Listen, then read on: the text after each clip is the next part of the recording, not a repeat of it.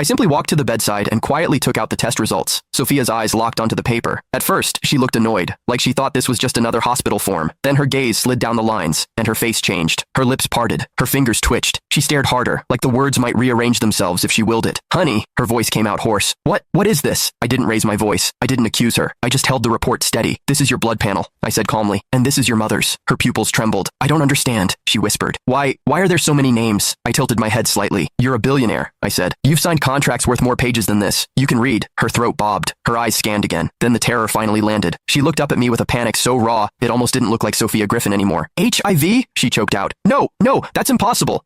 I'm careful. I stared at her through my goggles. Careful. The word almost made me laugh, but I didn't. Because the best revenge isn't loud. It's clinical. It's not a diagnosis I'm going to debate with you, I said. It's a lab result. Sophia's hands began shaking. She reached for my sleeve, forgetting I was covered in protective gear. I stepped back. The movement was small, but it hit her like a slap. Her eyes widened. You're scared of me? She whispered. I didn't answer, because yes, and she deserved to feel it. Her voice cracked. Casper, please, tell me this is a mistake. Tell me the hospital messed up. I let the silence stretch. Then I spoke, slow and even. Do you remember the night you came home after midnight? I asked. Sophia froze. Her mind raced. She tried to pretend she didn't, but her face betrayed her. You told me, I continued, that you took something beforehand. Sophia's mouth opened, then closed again. I meant, she stammered. You meant you thought you could do whatever you wanted, I said, calm, and consequences wouldn't reach you. Her breathing turned shallow. No, she whispered. No, Chris, he said he had cancer. That's why I helped him. I leaned in slightly, just enough for her to hear every word. And you believed him, I said, because it sounded heroic, because it let you feel like a savior while you betrayed your husband. Sophia's eyes flooded. Tears ran down into her hairline. You don't understand, she sobbed. I didn't want to hurt you. I stared at her. You asked me to wash your underwear, I said quietly. Her crying stopped. Her face went blank. It was like her brain couldn't process the sentence. Then it hit. The stained clothes, the blood, the casual cruelty. Her lips trembled. I didn't mean, she whispered. I didn't give her comfort. I gave her clarity. There's more, I said. Sophia's eyes snapped up. No, she breathed. Please, no more. I pulled out my phone, opened the surveillance screenshots. Not the worst ones. Just enough. Her in his arms. Her voice smug. Casper settled. Once the baby's born, I'll bring up the divorce. Sophia stared. Her face drained. That's